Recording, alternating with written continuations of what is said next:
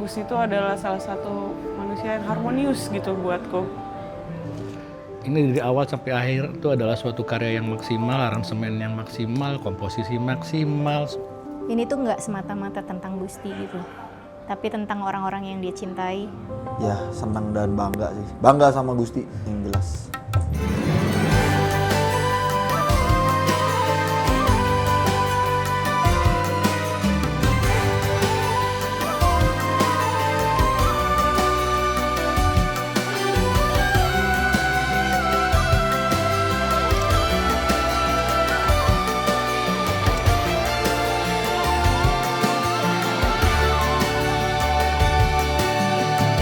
Kalau gitu kita langsung saja kali ya berdiskusi dan memanggil pertama produser dari album ini sekaligus founder dari Kedubes Bekasi.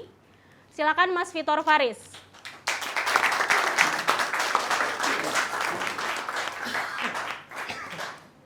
Silakan Mas Vitor.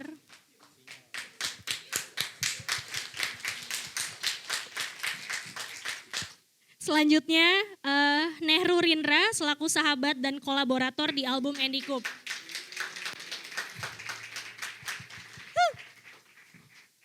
Dan ada Bunga Nafiza, adik sekaligus kolaborator di album Andy Coop. Silakan Bunga.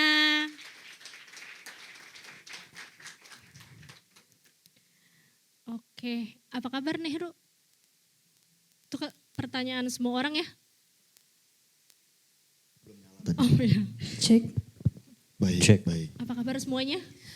Bagus. Baik. Mohon ini jangan bercanda, ini serius. Oke. Kita serius ya? Ini serius. Oke, kita langsung saja berdiskusi Mas Vitor, Nehru, dan Bunga. Karena aku ingat banget Januari Gusti cerita, aku lagi mau bikin album loh. Terus Mas Vitor salah satu yang nama yang disebut sama Gusti. Mungkin kita pertama seperti apa sih keterlibatan masing-masing kalian dalam pembuatan album ini? Mungkin dari Mas Vitor dulu. Bisa dimulai dari Nehru dulu. Mungkin adiknya yang Dari memang lebih dekat. Mas Nehru dulu aja, nggak apa-apa yang di tengah dulu. Mas, ini banyak media mas, tolong. Gue aja nih. Kayaknya lebih tahu juga. Tuh kita ngapain di sini kalau lebih tahu. Oke, silakan Ayo, Mas Mas. Vitor. Jawab, Mas. Mungkin satu-satu dulu kali ya keterlibatannya sebagai apa? di Satu album kata, ini. satu kata. Oh, satu jawaban. Kalau gue sih lebih ke teman ngobrolnya Gusti kali ya. Itu sama, aja. Sama desain grafis. Iya benar. Itu aja kan kalau Freskon kan Oh, iya iya, benar. lanjut. Kalau Nehru. Apa pertanyaan tadi coba? Maaf, maaf Kak Tiara boleh diulang? Lol. Oke, baik. Keterlibatannya Oh iya. dalam album ini tuh kayak gimana? Oh iya, terima kasih teman-teman ya. Aku kamu apa gue? Keterlibatannya apa ya? Lebih ke apa? Tema lagu lah ya. Tema lagu sama banyak referensi sih kalau gue. Karena paling sering kerja bareng sama Gusti, satu mobil dan segala macem. Jadi kalau ketemu dia tuh pasti dia selalu nanya, lu lagi dengerin lagu apa bang? Gitu. Apapun deh, semua genre segala macam. Terus gue lagi dengerin lagu ini bang, kira-kira enak gak ya kalau gini-gini. Jadi walaupun gue punya ide tapi ditolak terus sama dia, dia tetap nanya ke kita tuh lagi dengerin lagu apa. Pengen nambahin banyak referensi aja sih. Karena katanya kamu nge-rap ya? Ngerepotin atau apa gimana? Oke. Serius Tiara ini. Serius. Tante, maaf, mamanya. Pakai topinya Gusti. Mama Yulia. Mama Yuli. Halo Mama Yulia. Hai, kasih. Oke, dan Bunga di sini sebagai Adiknya, karena serumah bareng, jadi pasti adiknya. dan kolaborator. Dan kolaborator di Icik-Icik Bum Bum. Iya, betul. Jadi Mas Vitor adalah produser dalam album ini. Nehru adalah salah satu kolaborator yang juga menyanyikan sebuah lagu dan begitu juga dengan Bunga. Dan kita ke pertanyaan selanjutnya, tapi awal mulanya Gusti kayak oke, kita bikin album yuk, kita bikin album mungkin dulu awalnya belum Indie Cup kali ya Mas Vitor. Kayak salah satu yang paling berperan besar itu adalah Mas Vitor. Gimana sih akhirnya tergagas untuk merilis album ini?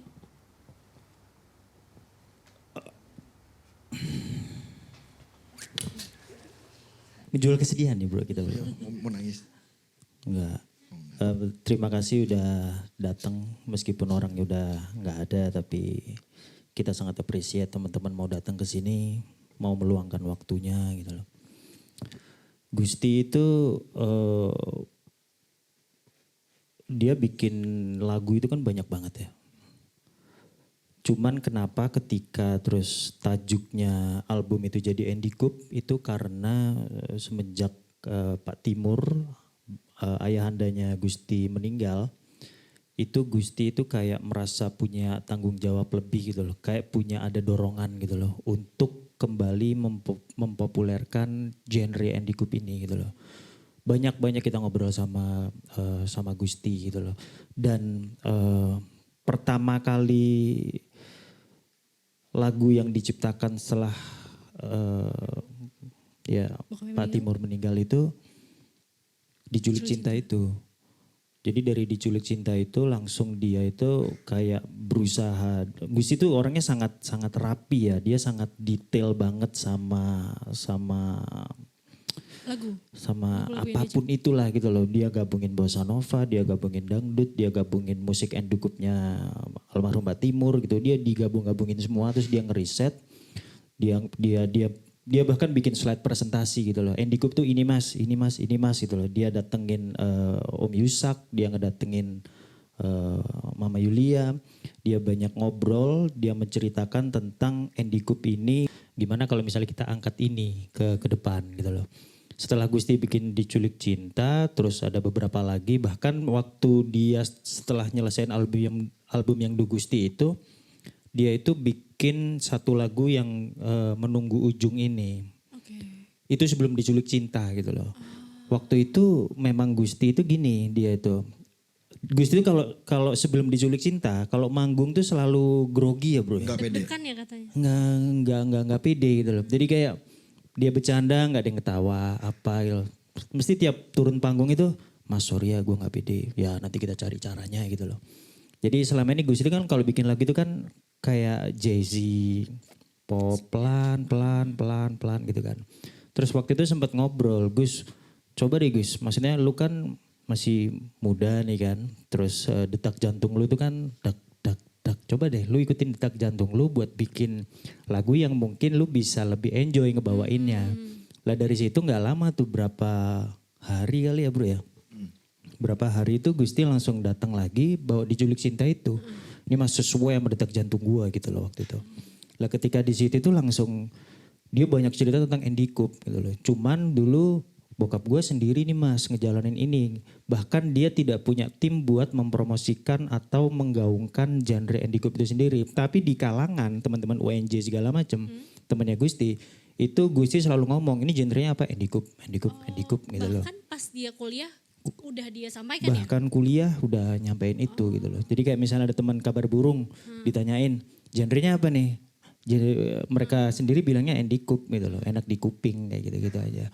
Lah dari situ akhirnya untuk bisa naikin genre Indie Cup ini makanya mungkin agak sedikit memaksakan buat ini jadi tema di albumnya itu Indie Cup. Karena dulu kan Indie Cup kan ceritanya kayak musik. Dulu banyak tokoh-tokoh yang dangdut nggak begini nih Pak Timur banyak banyak mendapat teguran lah dari senior gitu kan yang akhirnya dia bikin lagu yang penting happy gitu loh bergoyang walau bukan dangdut asli gitu loh yang penting kayak gitu kan dan dari situ tuh dimulainya itu tahun 91 ya ante ya lah dari situ itu akhirnya udah dia kemana-mana ini bukan dangdut tapi ini Indie Cup. Lah dari situ yang kita bawa karena ada nilai sejarahnya tuh dari 91 Pak Timur ngejalanin, Gusti merambul lagi meskipun agak berbeda ya. Pak Timur Indie Cup-nya gimana dan Gusti nge-divine Indie Cup-nya gimana lagi gitu loh. Karena dia ngulik banget sih gitu loh. Nah Tapi dari kalian kan salah satu teman dan juga adik yang paling dekat dengan Gusti ya. Dulu tuh ada gak sih pembahasan soal Andy Cup ini bersama kalian? Sebenarnya lebih ke bercanda sih. Awalnya kayak Andy Cup kan enak di kuping. Ya selagi enak di kuping ya udah dijadinya Andy Cup aja gitu, disingkat. Karena kan emang Mas di rumah ini bercanda setiap hari, setiap saat ketika ketemu kan. Di rumah juga ya? Capek jujur. Cuma aku tuh gak terlalu bisa guyon kayak dia. Jadi pasti dia terus yang bercanda Andy Cup. Terus setiap ada lagu baru atau apapun itu dia selalu minta denger juga ke aku. Kayak coba deh dengerin. Selalu kayak gitu. Kayak salah satu, salah dua dan salah tiga yang mendengarkan lagu Gusti pertama tuh kayaknya kalian, ya gak sih? Mas Vitor selalu ini Mas Vitor dengerin lagu aku, gitu kan ya? Mungkin ya, tapi kan Gusti memang suka pamer kemana-mana aja. Nero jawab. Ini gue dibungkam ya. Apa tadi? Kayak kan kalian dalam satu Dongo mobil, banget gue ya. Apa tadi? satu mobil yang sama, katanya satu kamar mandi yang sama juga. Oh iyalah, kita sering nginep bersama. Terus ada obrolan soal Andy Cup ini gak ke Oh ada sih. Sebenarnya kalau gue sendiri nanya ke Gusti, Gus sebenarnya Andy Cup ini dari bokap lu ke lu tuh, lu menggambarkan Andy Cup bokap lu ke lu tuh gimana gitu.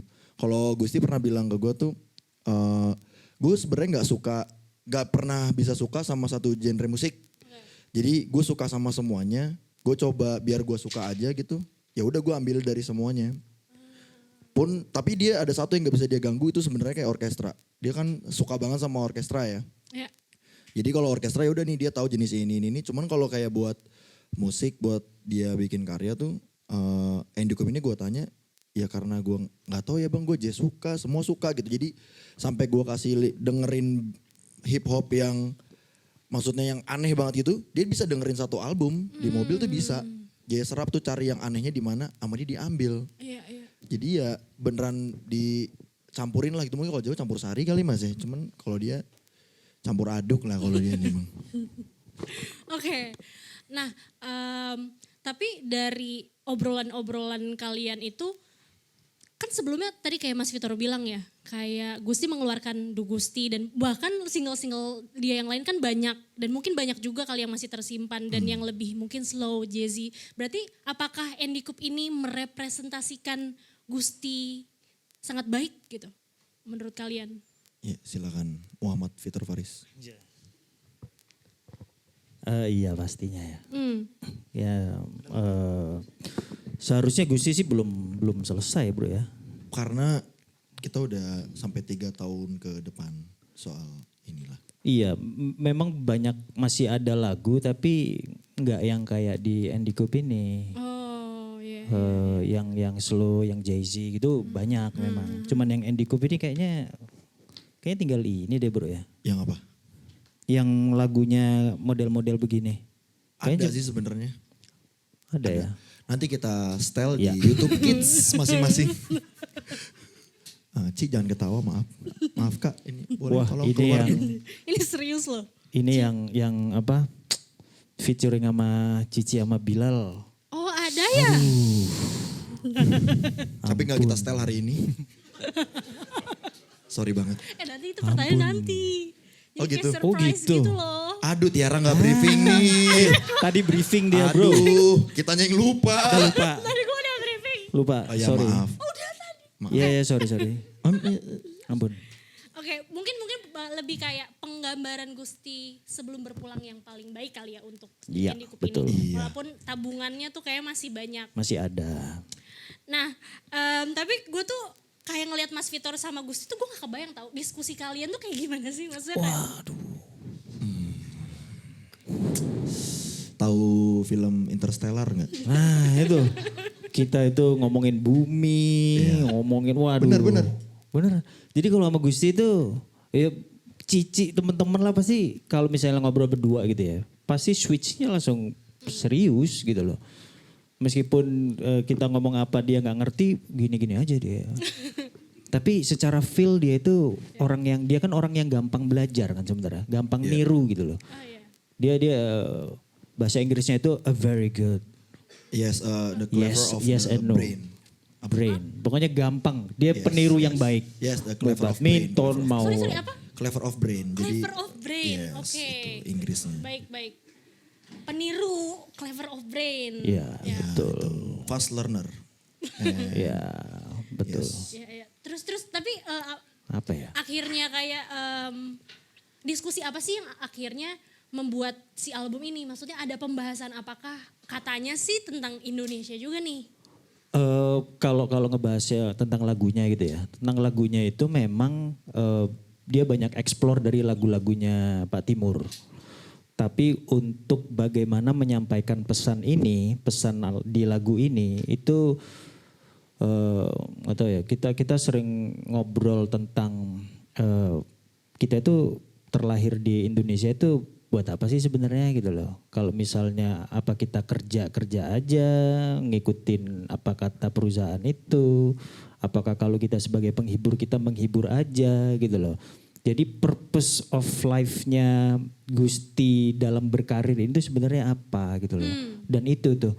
Dan ketika dia bilang kayaknya gue jadi terkenal gini gitu kan. Gue jadi terkenal gini kayaknya gue ada tanggung jawab deh mas gitu loh. Ya dari situ itu kita coba breakdown gitu loh. Jadi ketika terkenal itu bukan cuman jadi bintang aja, tapi memang ada sesuatu yang seharusnya meskipun dia belum memahami, tapi paling enggak dia bisa jadi komunikator atas kegelisahan-kegelisahan yang terjadi di bangsa ini gitu-gitu. Itulah kalau Gusti itu. Emang Gusti gelisah suka tentang apa, Nehru? Oh, terakhir apa ya bayaran Mbak Epi kayaknya deh. Oh bukan ya. Oh maaf. Mbak Epi itu ada yang bantuin di rumah ya. Oh dibayar. Oh maaf. Udah dibayar. Soalnya kalau kalender nyala bayar Mbak Epi tanggal 23, ingat tanggal 23. Udah dibayar. Oh udah dibayar. So kalendernya kan sama. Udah dibayar. Oh kalau Udah dibayar. Jadi Mbak Epi tenang aja, udah dibayar. kalau sebenarnya Gusti kan mungkin kita ngelihatnya dia tuh kan kayak apa orang yang nggak ngerti gitu ya. Orang ketawa lucu. Cuman kalau dia dengerin kayak misalnya lagi rame ya misalnya contoh kayak Raja Ampat gitu. Itu dia bisa sampai nggak tidur tuh mikirin itu. Kalau sama sih gue juga kan kayak sembari membaca buku untuk menambah wawasan. Koran. Buku apa? Apa? Buku apa? Ya memang kalau gue buku kayak memang secret. Sama buku dari Profesor Renard Kasali biasa. Itu yang memang biasa gue baca setiap hari sih memang. Karena kan gue Gusti memang pengen buat gerakan pemuda melek literatur ya.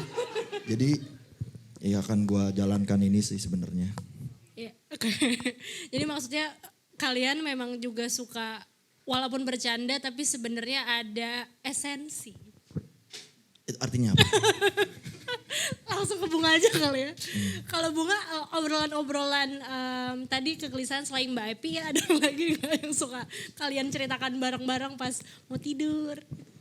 Sebenarnya kalau misalnya sama Mas Gusti itu, kalau misalnya dia nggak terlalu capek banget ya pulang kerja, itu kita ngobrol, pesan makan dulu. Lapar nggak dek? Lapar apa ya? Pesan online aja deh kayak gitu kan. Udah habis itu kita ngobrol itu bisa sampai jam 3, jam 4 pagi. Itu ngobrolin apapun tentang hubungannya atau misal aku lagi deket sama siapa. Terus juga spiritual kadang kita omongin kayak gitu. Betul, di tangga-tangga Maple juga kita suka curcol gitu. Ya kan?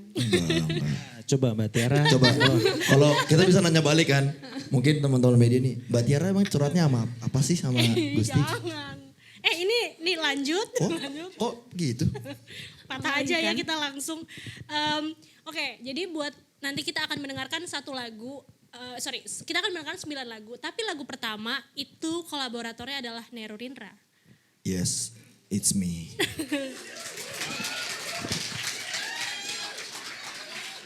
Gak ada yang moto ya, ini gak ada yang moto ya. Keren ada. Oh ada. Oh dipelemin. Nah, tapi bukan hanya nyanyi biasa ya katanya lo akan nge-rap. Nginjak beling. Di situ pas lagi rekaman nginjak beling. Dan liriknya juga lo. Jangan diomongin Tiara itu. Sorry. Nggak, jangan diomongin. Ada nanti di Spotify-nya gue sebagai apa di situ ada. Boleh diceritain nggak? Apa? Boleh, boleh. Prosesnya sama Gusti. Karena kan kayaknya berarti penulisan lirik juga kalian berdua. Iya. Terus kayak ajakan Gusti pertama tuh kayak gimana apa? Oh. Ayo kita nge-rap gitu. Oh enggak. Jadi dari mungkin bisa dilihat di halaman berapa tuh ya? Ini ada liriknya kan Mas? Halaman. Bisa dilihat di sini ada Presiden Metal. Canda-canda. Kan dari liriknya aja tuh sebenarnya menggambarkan memang di satu hari itu sih sebenarnya. Jadi ini lagu sebenarnya buat gue sama Gusti pengen jodoh-jodohin teman gue lah. Oke. Ceritanya. Yeah. Dengan kondisi chattingan gitu. Jadi ini bukan soal gue sama Gusti sebenarnya. Jadi soal orang lain. Kita nggak sebut namanya Kevin ya. Jadi kita nggak nyebut namanya Kevin, tapi posisi sama-sama. Ini kan ada liriknya nih, kamu di Kemang, aku juga. Nah, jadi kondisinya itu lagi di satu coffee shop. Ini kan bulan apa ya pokoknya? Oh, sebelum 2025 nih. Ini lirik udah jadi. Jadi kayak bulan September, Bang, gue mau bikin lagu gitu. Ya udah ngapain izin sama gue bilang. Tapi gue mau liriknya dari lu. Ya gue nggak langsung bilang, ya udah sini nulis. Pakai kertas gitu. Pakai pena. Iya memakai pensil di gawai elektrik, iPad ya di iPad. Jadi Yas jangan ketawa Yas. Jadi di Kopekina ya Mas ya? Di Kemang gitu nulis. Dia pokoknya mancing dulu, mancing di 2 kata, terus 2 katanya gue lagi. Jadi kita bikin berima-berima gitu. Oke. Nah terus gue cuma bilang, Gus, gue lagi suka Bondan Fade to Black. Kita bikin lirik di sini buat nge-rap. Ya bikin bang lirik rapnya. Terus habis itu apa lagi belakangnya buat sampai ke apa ya bahasanya pokoknya lagu gitu deh. Iya. Udah selesai dari situ lirik kan. Dia bikin demo. Terus bulan apa kita rekaman? Januari. Nah tiba-tiba sebelum bulan Februari dia nelfon, Bang pilih tanggal. Wah kerjaan nih alhamdulillah gitu kan. Syuting Gus? Enggak. Lihat WhatsApp, pas gue lihat ada 3 tanggal rekaman. Bang nanti lu nyanyi juga ya. Itu gak ada ngomong sama sekali. Jadi ditodong aja tiba-tiba. Gue udah masukin jadwal ya buat masukin ini. Terus gue ngapain dia datang aja. Yaudah akhirnya gue beneran nge-rap di situ. Oh yang katanya yang paling lama dari kolaborator lain tuh ya? Paling cepet. 2 jam. Ngabisin shift. Di hari yang mantap judulnya. Di hari yang mantap. Mau nanya. Kalau judul duluan, berarti lirik duluan? Itu sebenarnya iya awalnya. Jadi gue abis dengerin Just a Perfect Day. Lurid ya? Lurid. Ya abis dengerin itu kan udah ketemu Gus bikin lagu yang judulnya Hari Yang Mantap. Jadi judul dulu. Mana ada penyanyi mau bawain lagu Hari Yang Mantap? Gak ada. Jelek banget. Ya udah berapa hari kemudian langsung udah jadi tuh lagu tuh. Oh benar-benar berarti dari Mas Vitor baru Terus Gusti bikin lagunya di aransemen, udah dicorokin lah dia. Oh menarik. Iya jadi cepat proses. Kalau Hari Yang Mantap kayak mungkin dia buat dengan setengah hati ya. Jadi cepat gitu. Kalau yang lain kok kayak lama banget gue kayak ngerasa gak berguna gitu buat dia. Gue ngerasanya gue ya. Tapi itu seru banget lagunya tahu. Oh iyalah jelas kalau itu mah. Iya. Oke, sekarang ke Bunga dulu boleh? Oke boleh. Jangan dong gue lagi. Ya, mungkin ini sebenarnya lagunya sudah rilis. Icik Iya Bum sudah Bum. rilis. Buat aku itu kayak suara kamu tuh kayak kayak anak kecil. Dan ternyata memang lagu ini dibuat dulu oleh Bapak Iya. Tibor Priyono dan juga dulu memang kalian Bunga dan Gusti diajak rekaman bareng. Iya benar.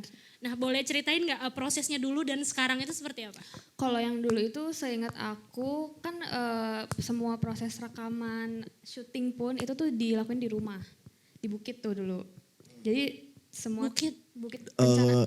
Fun fact rumah gue sama rumah Gusti dulu masa kecilnya sama. Sama. Dan satu TK juga. Oh iya. Iya.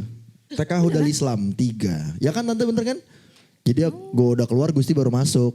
Jadi pakai itu, gue gituin. Pas gue udah SD,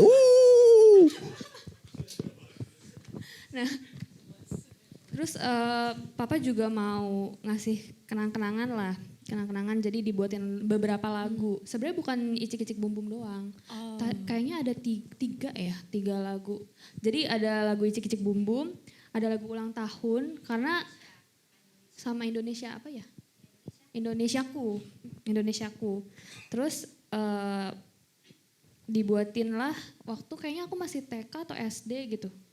Kan kita beda 3 tahun doang. Kayak berarti masih SD. Udah buat video klip juga. Sebenarnya dulu di YouTube tuh ada. Cuma YouTube-nya Papa itu kehack sama orang Rusia ya. Iya, sama orang Rusia. Sama orang Rusia ya. Vladimir Irkov siapa gitu waktu itu. Lupa. Ya, dihack jadi semuanya tuh hilang. Masa sih? Aja bukan SD. Masih Bukan segede, SD. masih segede Oke. Gundam ya tante ya. Segini Masih lah. kecil banget. Tapi Gusti SD ya ke tante? Mas Gusti SD. Mas Gusti yang SD. Udah habis itu dibuatlah 3 lagu itu ya langsung ya. 3 buat. 3 lagu? Tolong ini. 3 lagu pas umur 3 tahun. Udah, terus pas dirilis lagi itu kan gara-gara Mas Gusti tuh masuk ke podcast mana ya? Yang ada icik-icik bum bum kan? Itu viral ternyata di. Oh bukan. Sama Kang Soleh. Awalnya itu ya? Authentic City. Jujur sebenarnya aku tuh nggak terlalu ngeliatin podcastnya Mas Gusti. Iya, nggak usah ngaku. Soalnya nggak kebanyakan. Jangan bilang aja dekat. Suka nonton. Apa emangnya? Soalnya kebanyakan tahu. Ya, lanjut ya. Oke. Terus habis itu viral gara-gara maraton ya? Itu udah rilis. Udah rilis ya. Pokoknya viral itu di Kang Soleh. Itu banyak clipper-clippernya gitu jadi. Nah terus kita berdua itu sebenarnya nggak expect kalau lagu itu dijadiin mainan. Oh iya. Yang main saut-sautan kan. Terus takut diculik lagu lagi. Jadi akhirnya dirilis lah itu duluan. Harusnya masuk album. Betul. Tapi aku juga bersyukurnya dirilis duluan karena aku bisa manggung pertama kali dan terakhir itu di acara apa itu ya? Di TikTok. Di TikTok. Itu pertama kali aku manggung sama dia bareng.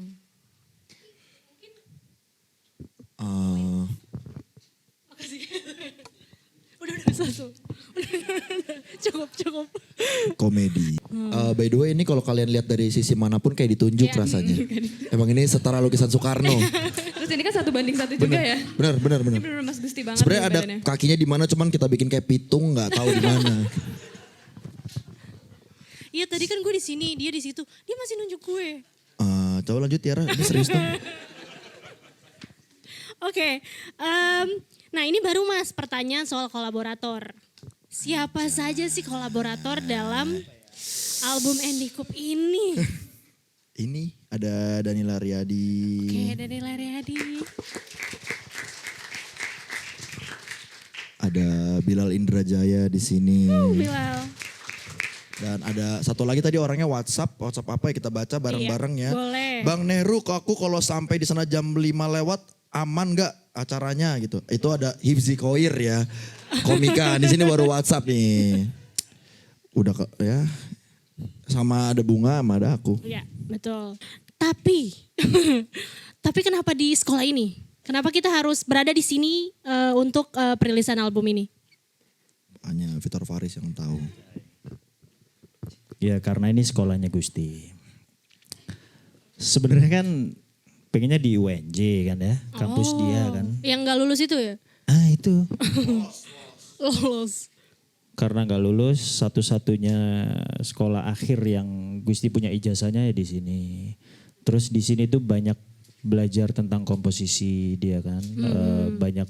Terus secara ekosistem di sini itu memang mendorong Gusti akhirnya buat explore banyak hal lah gitu loh, harmoni, nada, terus habis itu alat-alat musik, kan dia kan multi alat musik kan dia kan ya dari sini makanya dia pengen bikin launchingnya itu di sini dan memang di tanggal 3 awalnya itu konsepnya Gusti kita itu mau pakai 3 kelas.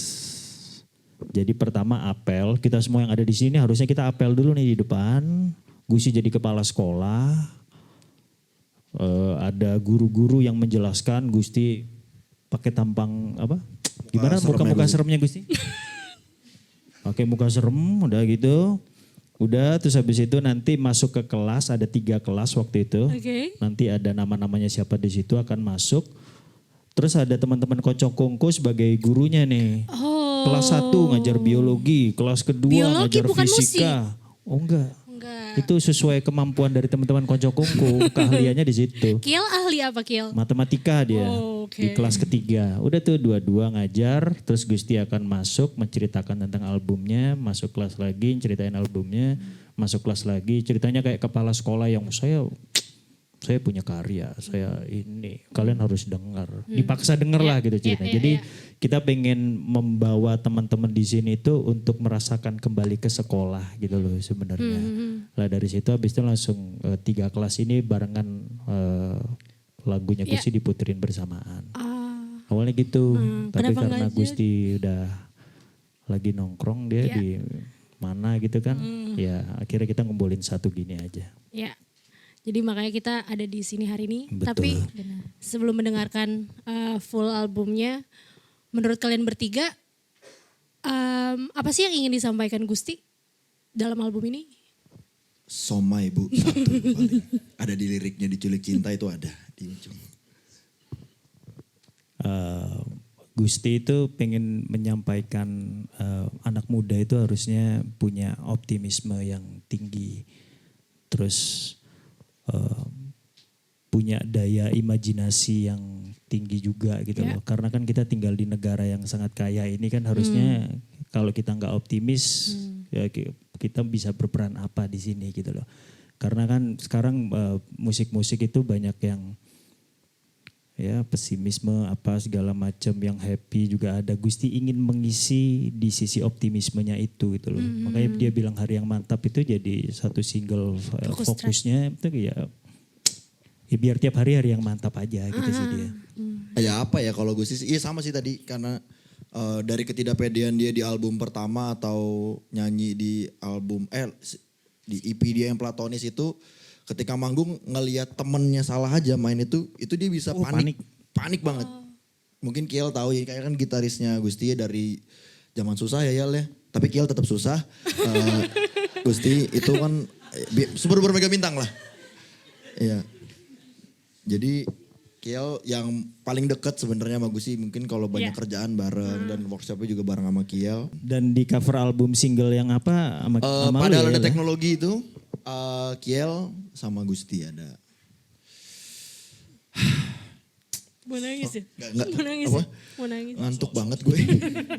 Ayo Bunga. Bunga tadi menurut kamu sebagai adik orang yang paling terdekat, apa yang sih ingin disampaikan Gusti lewat album Andy Coop ini? Biar enak didengar aja kayaknya deh. Soalnya jujur dia nggak cerita apa-apa ke aku tentang album ini. Maksudnya cuma ngedengerin aja sama dia cinta Indonesia. Dia cinta itu sama Indonesia. Dia juga mikirin Raja Ampat kan. Ya, katanya gitu. Chef Raja Ampat. Dia cinta banget sama Indonesia. Ya, itu sangat dirasakan. Mari kita merasakan bersama yuk. Sekarang mari kita mendengarkan album dari Gusti Irwan Wibowo, Andy Coop. Apa bisa kita bertemu walau sebentar, bersenda gurau dengan kelakar. Mixed feeling ya.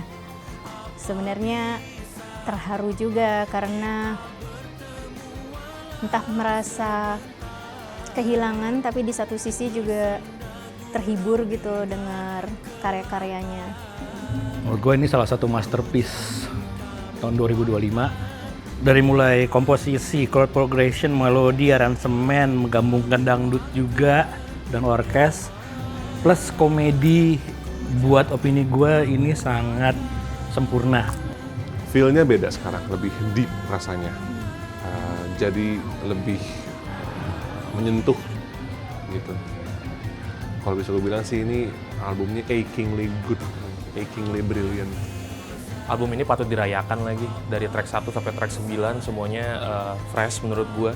Somehow jadi flashback ke momen-momen pas dia ceritain semangatnya dia gitu tentang album Andy Coop ini. Terus semangat dia untuk ngajak kolaborator juga, semangat waktu rekaman juga.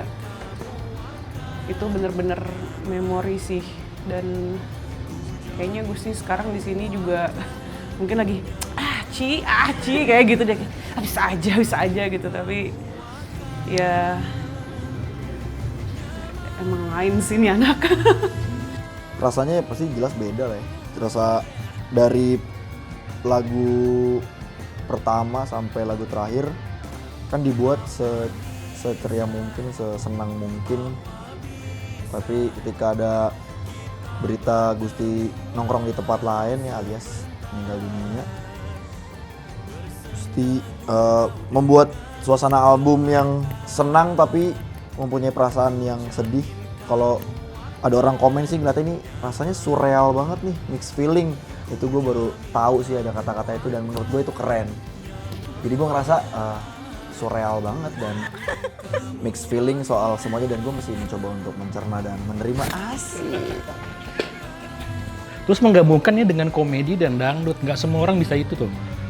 Dan semuanya dapat dan maksimal itu nggak semua orang bisa itu ya. Makanya kenapa gue bilang sekali lagi masterpiece karena itu.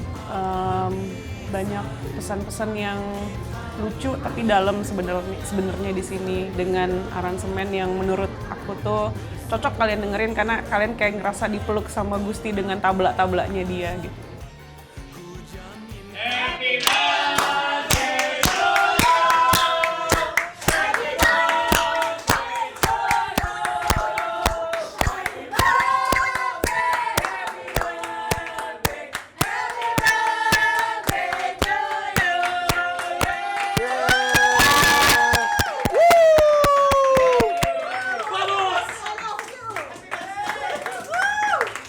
Gak ada. Seru banget. Lagu Tiup Lilin dong.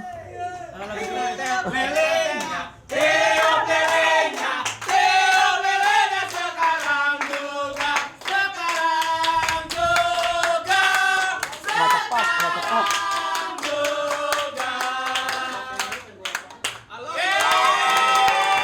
Tapi memang terbukti kedua sama anjing aku tidak pernah dirayakan, selalu mepel.